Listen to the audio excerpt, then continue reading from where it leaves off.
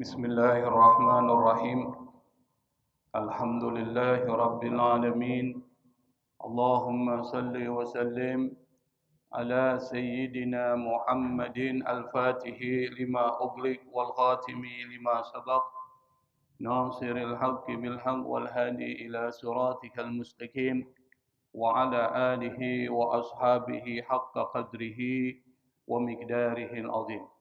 Subhanaka la ilma lana illa ma 'allamtana innaka antal alimul hakim wala haula wala quwwata illa billahil aliyyil azim. Rabbi israh li sadri wa yassir li amri wahlul 'uqdatan min lisani yafqahu qawli, amma ba'd. Ma'asyiral hadirin jamaah yang dimuliakan Allah Subhanahu wa taala. Pada kesempatan pertemuan malam ini kita akan lanjutkan bahasan dan kajian tafsir kita pada ayat 135 dari surat Al-Baqarah. Dalam surat Al-Baqarah ayat 135 Allah Subhanahu wa taala berfirman, A'udzu billahi minasy syaithanir rajim. Bismillahirrahmanirrahim.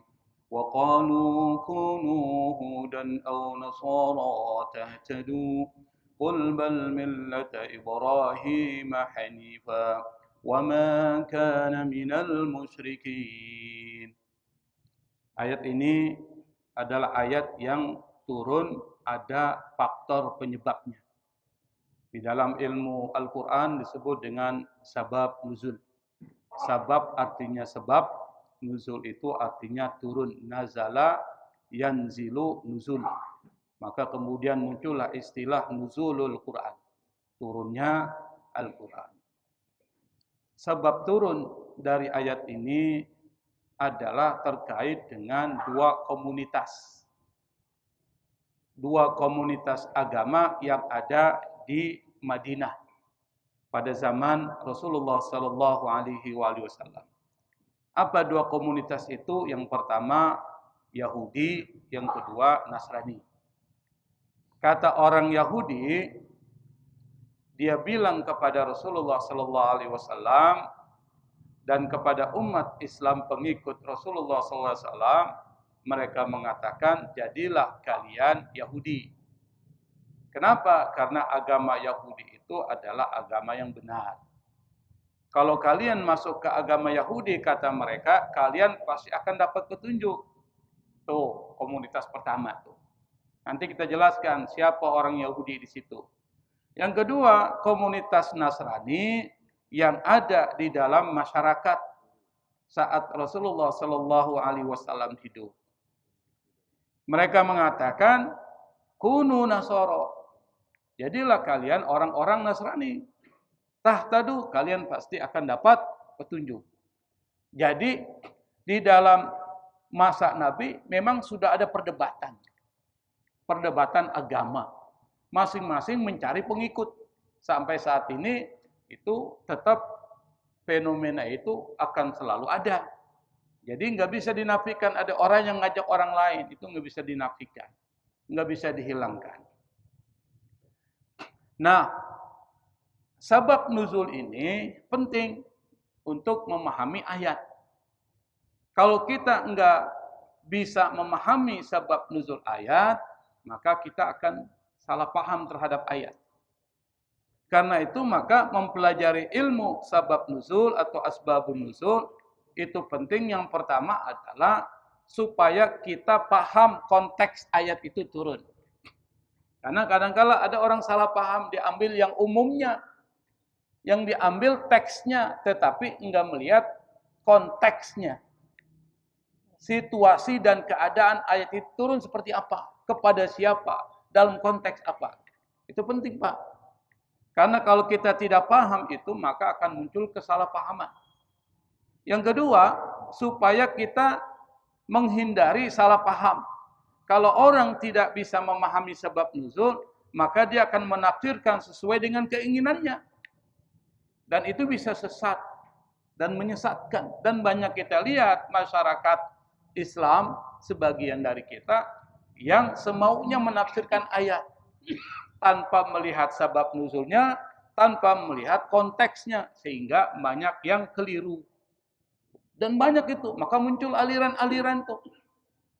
Misalnya ada yang jadi imam sholat, baca surah Al-Fatihah beserta terjemahnya. Ada tuh dulu, sekarang udah nggak ada. Apa dibaca? Bismillahirrahmanirrahim. Dengan nama Allah yang maha pengasih lagi maha penyayang. Jadi imam Pak diterjemahin tuh. Kalau kita orang-orang mazhab Syafi'i batal itu karena mengucapkan kalimat bahasa Indonesia. Kenapa? Keliru dia memahaminya. Salah satu aliran yang keliru dalam memahami ayat-ayat Al-Quran itu adalah Khawarij. Kata Khawarij itu dari kata kharaja, keluar. Orang yang keluar namanya kharij, jamaknya Khawarij. Dan Khawarij ini ada pada zaman sahabat Nabi. Tapi setelah Rasulullah wafat. Terutama pada masa Ali bin Abi Thalib menjadi khalifah. Muncul tuh aliran itu. Aliran ini ekstrim. Saking ekstrimnya sampai Ali bin Abi Thalib dianggap sebagai pendosa. Sebagai orang yang berdosa. Kenapa? Karena Ali bin Abi Thalib itu pernah melakukan islah, mediasi ya. Kalau bahasa kita namanya arbitrase. Mediasi antara Ali bin Abi Thalib dengan Muawiyah setelah terjadi perang sifil. Orang-orang Khawarij awalnya pengikut Ali bin Abi Thalib. Karena Ali bin Abi Thalib ini mengikuti kehendak dari Muawiyah terkait dengan terjadi perdamaian dan mediasi itu, maka sebagian dari pengikut Ali bin Abi Thalib ini enggak setuju. Mereka mengatakan Inil hukmu illa lillah, ayat Al-Quran. Putusan itu hanya milik Allah. Akhirnya mereka tolak tahkim atau arbitrase antara Ali bin Abi Thalib. Lalu kemudian mereka menganggap Ali bin Abi Thalib itu keluar dari Islam, kafir. Bayangkan. Sampai kemudian nanti dalam perkembangannya Ali bin Abi Thalib itu dibunuh. Oleh siapa? Penghafal Quran. Namanya Abdurrahman bin Muljam, sholat tahajud nggak pernah lepas, puasa nggak pernah lepas, tapi pemahamannya ekstrim.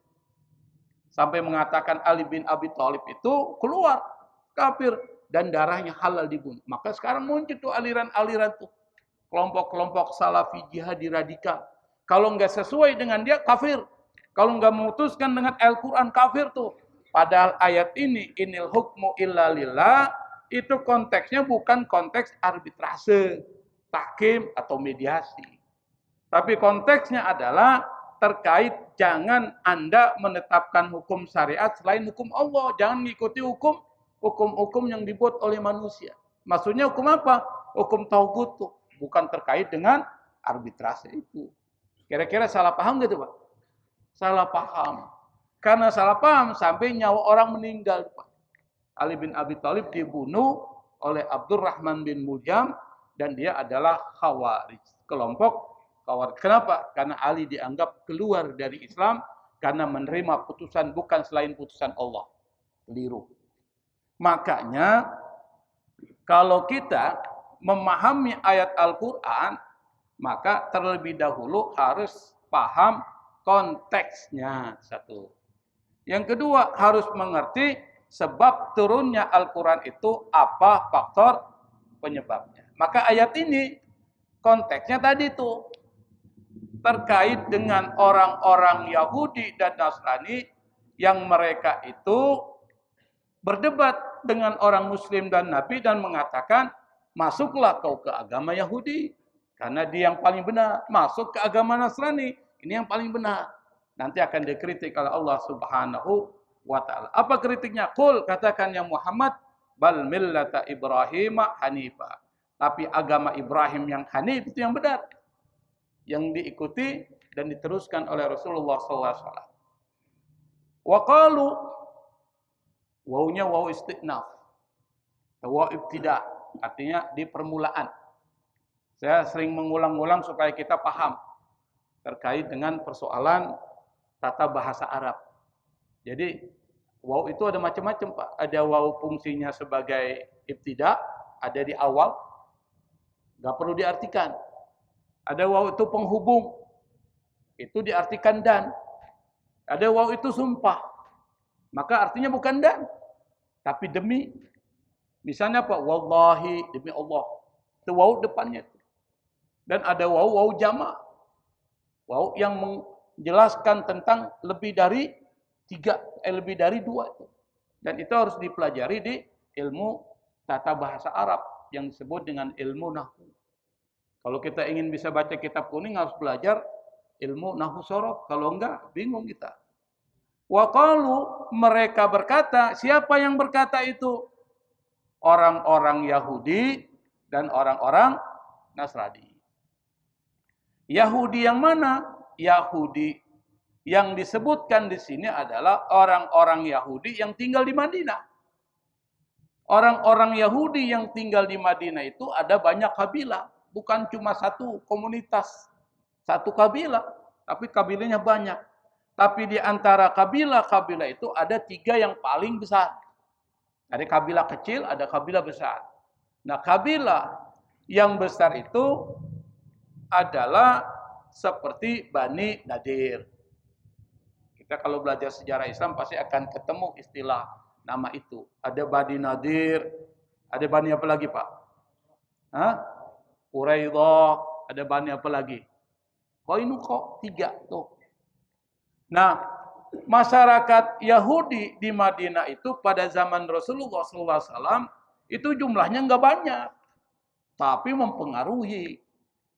Terjadinya konflik antara komunitas orang-orang Arab di Madinah karena orang Yahudi memprovokasi supaya terjadi konflik antara suku Aus dan Khazraj. Jadi orang-orang Yahudi memang punya strategi gitu untuk melemahkan masyarakat, adu domba, diadu tuh. Antara suku Aus dan Khazraj pada zaman sebelum Rasul datang ke Madinah itu konflik sampai puluhan tahun lebih. Rasulullah baru datang ke Madinah, diselesaikan semua, selesai. Antara Aus dan Khazraj jadi bersaudara, menjadi komunitas pengikut Rasulullah SAW. Orang-orang Yahudi di Madinah itu banyak, jumlahnya sampai 8.000 sampai 10.000 orang. Dari semua kabilah. Tapi di antara 8.000 sampai 10.000 orang itu, yang paling banyak itu adalah ada Bani Quraidah. Itu antara 600 sampai 900 jiwa. Ada Bani Nadir sekitar 600 jiwa. Ada siapa lagi? Ada Bani Qainuqa 700 lebih orang. Tapi kalau digabungin semua dengan kabilah-kabilah kecil itu sampai sekitar 8.000 sampai 10.000 jiwa dengan istri dan anaknya. Laki-laki dan perempuan itu. Kira-kira banyak nggak Pak? 8.000 sampai 10.000? Nggak begitu banyak kan? Dibandingkan dengan jumlah umat Islam. Tapi yang sedikit ini itu mempengaruhi betul. Dan bisa memprovokasi. Maka hubungan antara komunitas Yahudi dengan Rasulullah awalnya nggak ada masalah. Bahkan dibangun sejenis perjanjian tuh. Yang nanti perjanjian itu di dalam sejarah disebut dengan Piagam Madinah. Jadi ada 3 komunitas yang nanti terikat perjanjian itu dengan Rasulullah. Jadi Rasulullah cerdas. Dan perjanjian itu pada dasarnya nggak menguntungkan Islam, lebih banyak menguntungkan mereka. Tapi yang melanggar perjanjian itu sebagian besar adalah orang-orang Yahudi. Bani Nadir, Bani Qainuqa, Bani Quraidah itu banyak melanggar, maka nanti akan diperangi. Misalnya perang Khaybar dan lain sebagainya. Diusir dari Madinah oleh Rasulullah. Kenapa? Bukan umat Islam kejam, tapi mereka melanggar perjanjian yang mereka sepakati sendiri.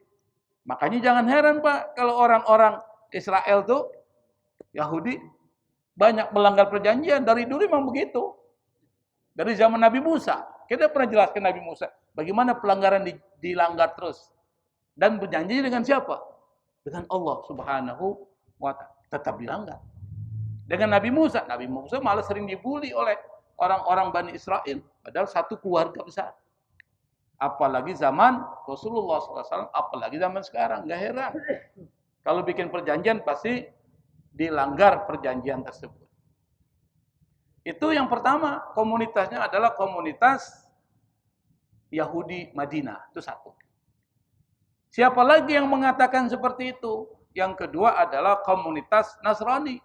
Dari kata Nasoro. Kata Nasoro itu bisa berarti Ansarullah. Kunu Ansarullah. Man ansari ilallah. Kata Nabi Isa. Siapa yang akan jadi ansar? Penolong-penolongku pada Allah.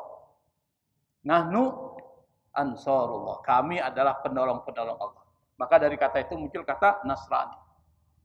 Ada yang mengatakan Nasrani diambil dari kata Nazaret, satu kota yang ada di Palestina, Bethlehem, Baitul Lahmin disebut dengan Bethlehem.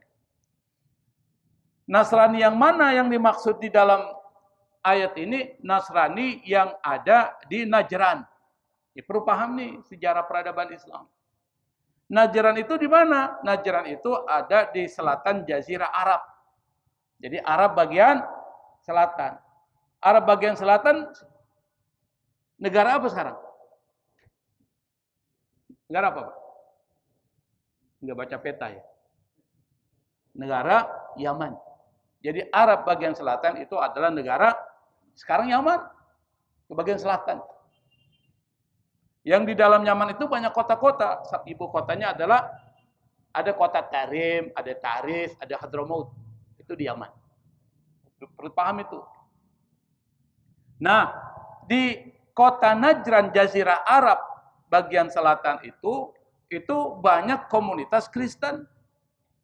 Banyak uskupnya, banyak gereja-gerejanya, banyak sekolahnya. Bahkan ada seorang raja di wilayah Yaman namanya Dunwas. Itu banyak mengakukan penganiayaan berat terhadap banyak masyarakat di situ. Itu daerah Yaman. Nah, pada saat ketika Rasulullah SAW diutus oleh Allah sebagai nabi dan menetap di Madinah, maka delegasi komunitas Nasrani yang dari Najran ini datang ke Madinah. Apa yang dilakukan mereka? Terjadi diskusi. Diskusi, Pak. Jadi diskusi itu antara Rasulullah dengan komunitas agama lain itu udah ada di zaman Rasulullah. Maka kalau sekarang ada diskusi di dalam bahasa Inggris disebut interfaith dialogue, dialog antar umat beragama itu di Rasulullah sudah dilakukan. Terjadi diskusi. Jadi ada 60 orang delegasi dari Najran, termasuk pendeta-pendeta terkemukanya, mereka masuk Masjid Nabawi setelah sholat asar. Boleh nggak orang Kristen masuk masjid? Boleh nggak? Boleh, Pak. Siapa yang bilang nggak boleh? Kecuali masjid. Dua masjid itu. Haramain. Masjid mana Haramain? Mekah dan Madinah. Kapan? Ketika Allah turunkan ayat. Allah turun surat Taubah itu mengatakan sekarang diharamkan orang-orang kafir masuk ke Haramain. Kalau di Jeddah boleh nggak? Riyadh boleh nggak? Boleh. Kalau masjid Haramain itu nggak boleh. Allah turunkan ayat. Maka kalau ada orang masuk ke masjid, boleh nggak orang Kristen? Boleh, tapi harus mengikuti aturannya, adabnya. Dulu pernah tuh Obama dan istrinya masuk masjid Istiqlal. Udah lihat? Boleh nggak tuh? Boleh, tapi harus pakai adabnya. Misalnya jangan pakai celana pendek. Apalagi pakai you can see. Pakai pakaian transparan masuk ke masjid, pakaiannya pendek itu nggak boleh. Harus mengikuti adabnya. Nah, ini mereka masuk Masjid Nabawi mungkin sebelum turun ayat pelarangan.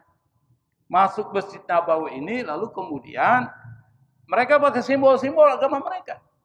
Terjadi perbincangan. Apa yang dibincangkan? Tentang sifat ketuhanan Isa. Karena orang-orang Nasrani itu kan menjadikan Isa sebagai Tuhan atau anak Tuhan. Atau dalam bahasanya disebut dengan Trinitas, ada tiga person di dalam satu.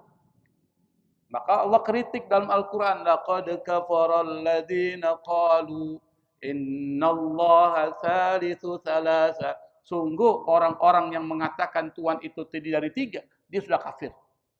Jelas Islam mengatakan itu. Nah, terjadi perdebatan itu. Mereka nggak mau ngalah itu. Jadi kalau umat agama lain debat nggak mau ngalah, udah ada zaman Rasulullah. Nggak mengalah sampai kemudian terjadi sumpah. Ini disebut dengan mubahalah. Siapa yang benar? Rasulullah atau mereka? Hampir terjadi mubahalah. Bapak tahu kan mubahalah kan? Tahu ya? Mubahalah itu bersumpah kepada Allah. Siapa yang paling benar? Apa? Konsekuensinya akan diberikan akan diberikan azab tuh. Itu konsekuensinya mubahalah. Akhirnya orang-orang Nasrani awal mulanya mau, akhirnya nggak mau dia, nggak jadi. Kalau gitu damailah. Nah, disitulah kemudian mereka ini komunitas komunitas Nasrani Najran ini kemudian terjadi hubungan antara Rasulullah dengan komunitas agama Kristen. Jadi Rasulullah udah berdialog tuh dengan para komunitas agama. Tapi Rasul nggak pernah memaksa, Pak. Rasul nggak pernah memaksa. Yang Rasul lakukan adalah memberikan pemahaman. Nggak pernah memaksa orang untuk masuk ke dalam agama Islam. Nah, jadi yang berkata itu dua komunitas itu. Wa qalu kunu hudan aw nasara. Jadilah kalian Hud. Kenapa nggak dibilang Yahud, tapi Hud? Jadi istilah di dalam bahasa Arab menunjukkan kepada komunitas Yahudi itu ada banyak istilah yang dipakai. Yang pertama menggunakan kata Hud. Apa kata Hud itu? Hud itu artinya orang-orang Yahudi. Orang-orang Yahudi diambil dari kata hada Yahud. Hada Hud. Itu artinya kembali. Kemudian ada istilah lain yang dipakai Yahud. Wa qalatil yahudu laisatin nasara ala syai'. Berkata Yahudi, Nasara itu enggak benar. Berkata orang Nasrani, wa qalatid nasara laisatil yahudu ala syai'. Yahudi yang enggak benar. Oh, jadi antara dua ini udah berantem juga zaman Rasulullah. Disebut dalam Al-Qur'an. Jadi enggak heran. Kenapa? Karena orang-orang Bani Israel, Yahudi itu benci dengan Kristen, Nasrani. Kenapa? Mereka mengatakan Isa itu, maka mereka mengejek Nabi Isa dan enggak mengakui Nabi Isa. Orang-orang Nasrani tidak mengakui Muhammad Rasulullah. Orang-orang Yahudi dua enggak diakui, Nabi Isa dan Nabi Muhammad. Orang Nasrani yang enggak diakui cuma satu. Siapa? Nabi Muhammad. Umat Islam mengakui Nabi Musa, mengakui Nabi Isa. La nufarriqu baina ahadim minhum, tidak membeda-bedakan. Itu Islam. Itu hebatnya Islam. Jadi para nabi sama, tidak dibeda-bedakan oleh Allah Subhanahu wa taala. Maka kata Hud di sini ada istilah Hud, Yahud, ada alladzina hadu, mereka yang kembali. Jadi istilah tiga yang digunakan Allah Subhanahu wa taala. Au nasara, atau jadilah kalian orang-orang Nasrani. Apa yang terjadi kalau kalian menjadi orang Yahudi Nasrani? Kata mereka ini, tahtadu. Pasti kalian akan mendapatkan petunjuk. Nah, kalau kita lihat kedua komunitas ini dari dulu sampai sekarang itu punya motif dan kepentingan mengajak kita masuk ke agamanya.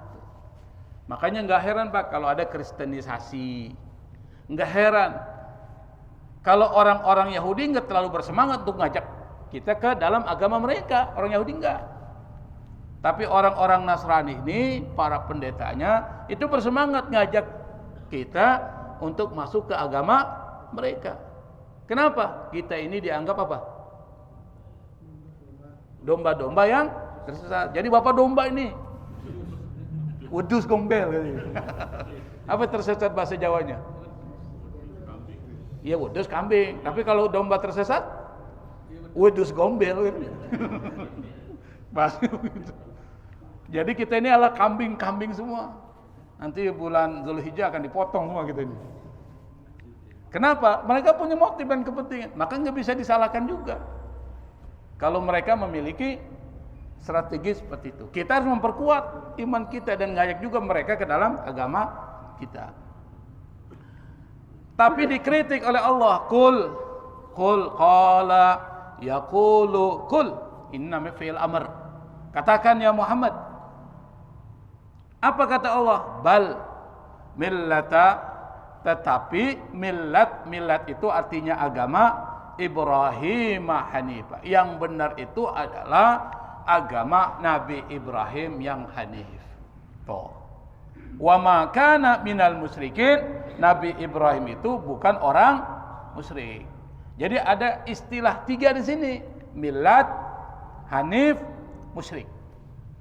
Nah, sekarang kita lihat. Kata millat dalam bahasa Arab itu artinya agama, beda dengan din. Din itu agama, tapi din itu terlalu umum. Tapi millat itu lebih kepada individu yang diikuti oleh pengikutnya. Maka Allah ingin mengatakan kepada orang-orang Yahudi Madinah dan orang-orang Nasrani Najran yang hidup pada saat Rasulullah sallallahu alaihi wasallam dikritik oleh Allah, yang benar itu bukan Yahudi, bukan Nasrani. Tapi yang benar itu adalah millat Ibrahim, yaitu agama, tradisi, sistem keyakinan yang dianut oleh Nabi Ibrahim alaihi salatu wassalam. Apa millat Ibrahim itu? Yang pertama, tauhidnya murni, menyembah Allah, enggak ada syirik. Orang-orang Yahudi ada syiriknya enggak? Ada. Mana buktinya? Mereka mengatakan Uzair anak Tuhan. Orang-orang Nasrani, Kristen ada syiriknya enggak? Banyak. Salah satunya mengatakan Isa anak Tuhan tuh. Syirik tuh, Pak. Yang kedua, Nabi Ibrahim taatnya itu kepada Allah maksimal. Dia enggak mengikuti tradisi-tradisi yang menyimpang.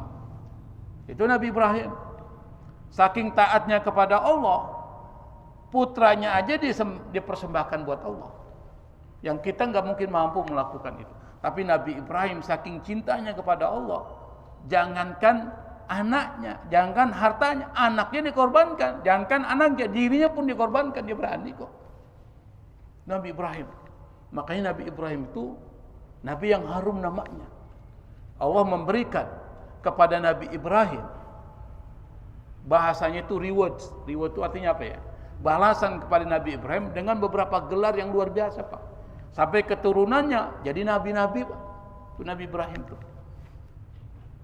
Nabi Ibrahim itu kata Allah agamanya Hanif. Apa itu Hanif? Hanif itu artinya orang yang bersih, condong kepada kebenaran dan tidak condong kepada kebatilan, berpegang teguh kepada Allah, itu Hanif. Makanya kita baca itu Hanifan musliman wama ana minal musyriki. Kita baca itu. Di mana kita baca itu, Pak? Doa iftitah. Kalau doa iftitah kita baca, Pak, kita pahami artinya, itu bagian dari perjanjian dengan Allah. Jadi jangan anggap enteng itu doa iftitah. Karena di situ ada perjanjian dengan Allah. Mana perjanjiannya? Inna salati wa nusuki wa mahyaya wa mamati lillahi rabbil alamin. Itu perjanjian dengan Allah Subhanahu wa taala. Jadi keberagaman Nabi Ibrahim itu Hanif, nanti diambil, diteruskan oleh Rasulullah sallallahu alaihi wasallam. Itu Nabi Ibrahim. Wa ma kana minal musyrikin. Nabi Ibrahim itu enggak musyrik, tidak seperti Yahudi dan Nasrani, musyrik. Maka kata musyrik itu diambil dari kata syaraka. Syaraka itu artinya berserikat. Maka muncul kata syarikah. Itu dari syaraka, Pak. Muncullah syarikat Islam dari kata syaraka. Lalu kemudian ditambah hamzah atau alif, asyraka. Yusriku, orangnya musyrik. Apa? Menyekutukan Allah Subhanahu wa taala. Jadi Nabi Ibrahim itu agamanya, semua ketaatannya itu adalah hanif, tidak musyrik. Dan ini mengkritik tradisi-tradisi yang menjadikan sesuatu selain Allah Subhanahu wa taala. Karena banyak orang Islam meskipun KTP-nya Islam tapi tradisi keberagamannya banyak syiriknya. Misal dia puasa, dia sholat, tapi masih percaya dengan Nyi Roro Kidul, Pak. Nyi Roro Kidul masih buat persembahan, sesajen masih ada. Ada nggak begitu? Di Jawa banyak, Pak. Kenapa? Kalau berikan sesajen kepada Nyi Roro Kidul, selamat tuh. Berarti ada sesuatu yang menyelamatkan selain Allah. Muslim nggak?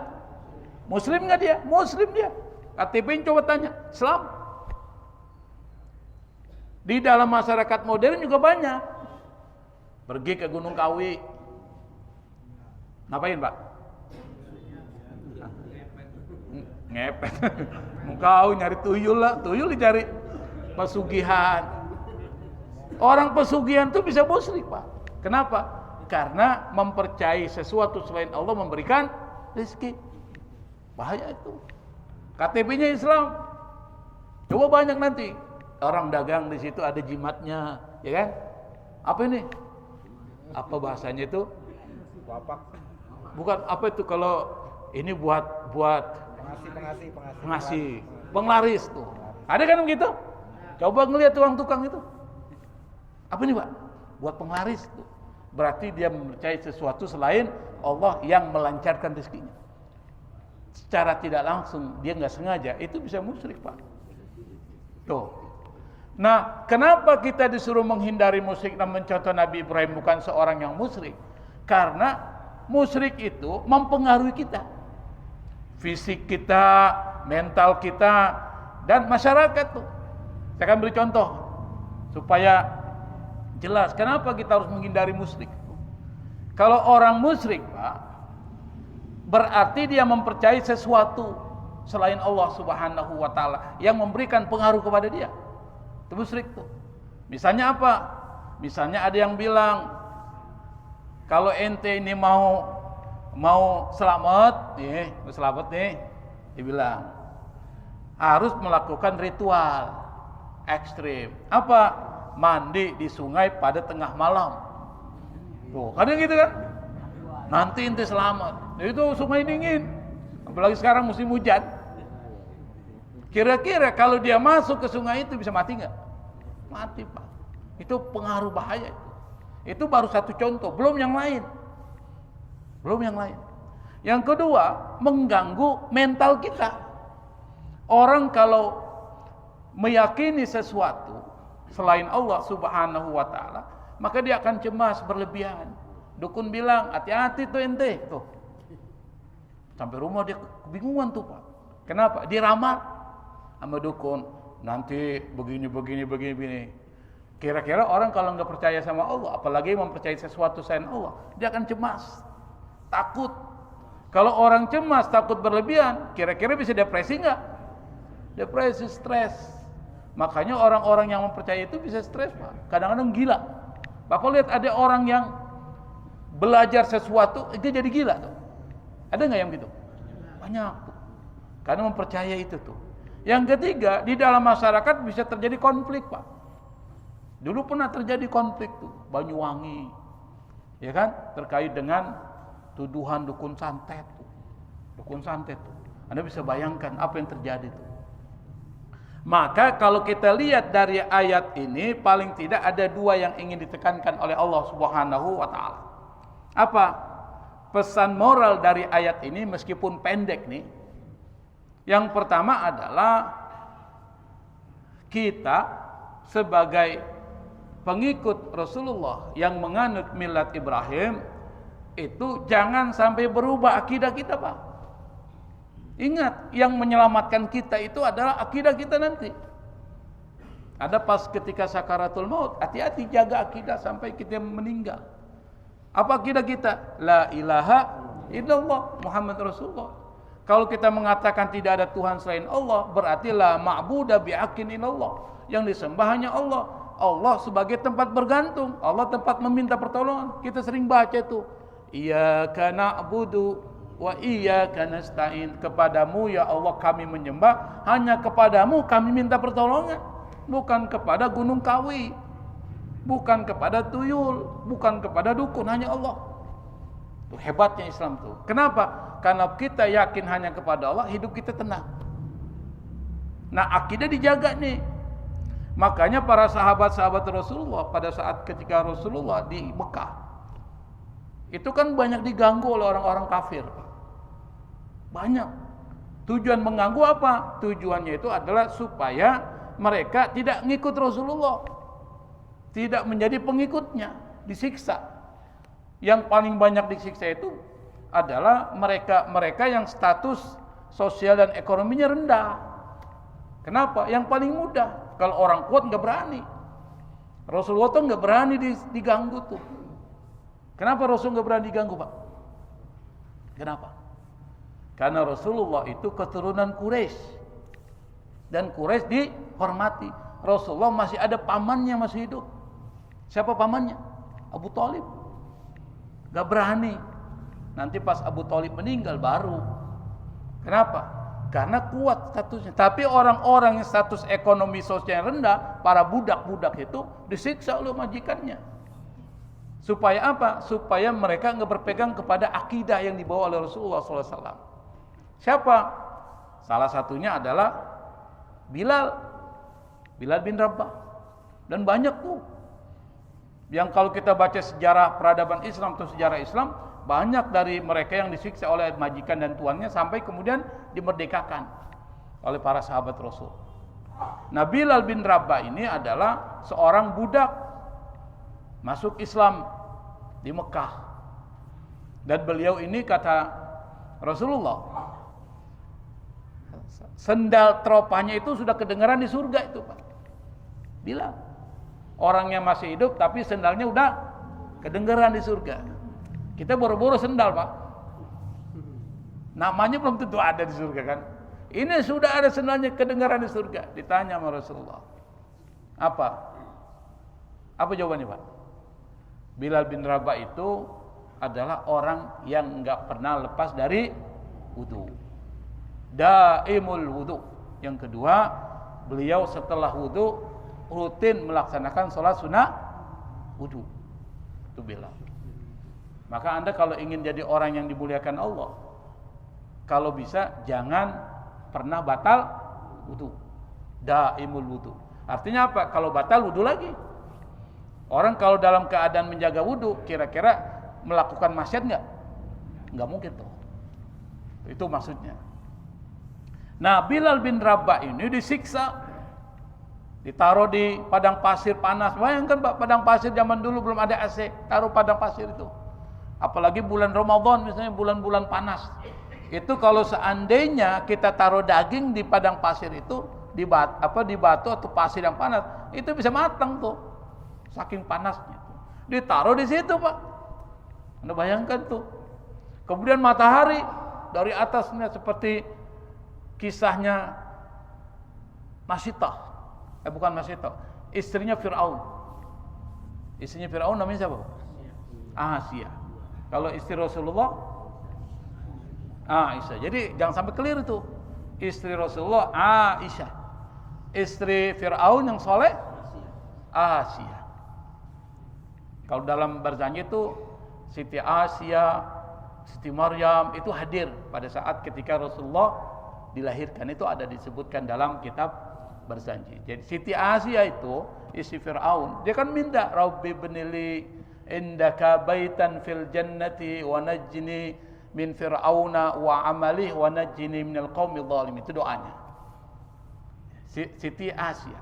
Pada saat ketika beliau disiksa oleh Fir'aun, bayangkan ada tangannya ditarik ke sana, dilentangkan di atas tempat yang sangat panas, matahari di atas, Pak. Lalu kemudian dia minta sama Allah. Apa doanya itu tadi? Ya Allah, bangunkan rumah di dalam surga. Selamatkan aku dari Fir'aun dan perbuatannya dan dari orang-orang zalim. Dan dia meninggal, diperlihatkan itu pada saat dia meninggal Siti Aisyah, apa? Rumahnya di surga dikasih lihat. Itu Siti Asia. Bilal bin Rabah disiksa, Pak. Yang keluar dari mulutnya itu cuma ahad. Esa. Kenapa? Karena disuruh musyrik, keluar dari Islam. tapi nggak akan keluar. Orang kalau imannya kuat meskipun dipaksa nggak akan keluar, Pak. Akhirnya Bilal bin Rabah itu, beliau meskipun disiksa seperti itu tetap dia mengatakan ahad dia jaga akidahnya. Makanya akidah kita sangat simpel tuh. Dalam surat Al-Ikhlas itu sangat simpel tuh. Apa? Qul huwallahu ahad, Allahus samad. Dan ahad dan Allahus samad, as-samad ini itu namanya Ismullahil A'zam, nama-nama Allah yang agung. Kata Rasulullah, Anda kalau berdoa dengan menggunakan nama ini, Allah akan ijabah doa Anda. Maka muncullah doa. Allahumma inni as'aluka bi anni asyhadu annaka antallah la ilaha illa antal ahadus samad alladzi lam yalid wa lam yulad wa lam yakul lahu kufuwan ahad. Ada enggak doanya? Ada. Bapak baca doa itu, Pak. Allah kabulin tuh. Habis baca doa itu diterusin. Misalnya apa? Allahumma inni as'aluka bi anni asyhadu annaka antallah la ilaha illa antal ahadus samad alladzi lam yalid wa lam yulad wa lam yakul lahu kufuwan ahad antashfiyani sifaan ajila, ya Allah sembuhkan aku. Antarzuqani rizqan thayyiban, ya Allah berikan rezeki. Atau antuzawwijani marratan tsaniyah, nikahkan aku 2 kali. Boleh. Yang para jomblo apa nih? Jomblo mania nih perlu itu. Ya Allah nikahkan aku lagi. Kenapa? Ya karena susah banget dapat pasangan kan? Minta sama Allah. Nanti Allah kasih pasangan. Jadi itu diperkuat akidahnya itu satu. Yang kedua, jangan ngikuti tradisi Yahudi dan Nasrani. Sekarang banyak orang-orang Yahudi dan Nasrani nggak bisa meruntuhkan Islam, tapi melalui ideologi-ideologi yang lain sekarang ini. Makanya ada seorang, Pak, di zaman Rasulullah, ada seorang mantan ulama Yahudi. Jadi Yahudi itu ada para rahibnya, ruhban, atau kita sebut ulamanya lah. Namanya Abdullah bin Salam. Mungkin kita pernah dengar nama ini. Abdullah bin Salam ini adalah seorang ulama Yahudi di Madinah yang paling paham kitab Taurat. Dia paling ngerti kitab Taurat itu. Ketika Rasulullah datang ke Madinah, karena dia tahu dalam kitab Taurat itu ada penyebutan Nabi terakhir dengan ciri-ciri tersebut, dia periksa itu. Dia lihat, ternyata apa yang ada pada diri Muhammad SAW itu ada disebutkan dalam kitab Taurat. Karena ulama-ulama Yahudi yang memang lurus pasti akan mengakui itu. Akhirnya dia masuk ke dalam Islam dan dia tinggalkan itu. Apa? Keberagamaan Yahudi. Dan juga banyak orang-orang Nasrani pada saat tinggal di Madinah masuk ke dalam agama Islam, dia tinggalkan. Kalau mereka saja bisa meninggalkan agamanya masuk ke Islam, masa kita harus ikuti tradisi keberagaman orang-orang Yahudi dan Nasrani? Sekarang masuk, Pak, melalui apa? Media sosial, melalui tradisi-tradisi. Misalnya apa? Kalau bulan Februari datang apa itu? Valentine kita ikut. Perayaan tahun baru kita pasang petasan, Pak. Itu tradisi siapa sih? Tradisi bukan Islam, Pak. Kita ikut-ikutan. Kita nggak tahu bahwa itu bagian dari tradisi, bukan dari tradisi Islam. Kita kalau tahun baru kita lakukan apa? Kita zikir, berselawat, minta kepada Allah Subhanahu wa taala supaya di tahun berikutnya hidup kita lebih baik lagi, rezeki kita lebih baik lagi. Saya pikir ini yang saya sampaikan. Mudah-mudahan dari ayat 135 surah Al-Baqarah ini kita bisa belajar. Yang pertama adalah perkuat akidah kita. Keyakinan kita hanya Allah. Yang kedua, jangan ikuti tradisi-tradisi lain selain tradisi Islam. Kenapa? Karena tradisi lain selain Islam itu punya maksud dan kepentingan yang itu tidak sesuai dengan tradisi Islam. Wallahul musta'an. Assalamualaikum warahmatullahi wabarakatuh.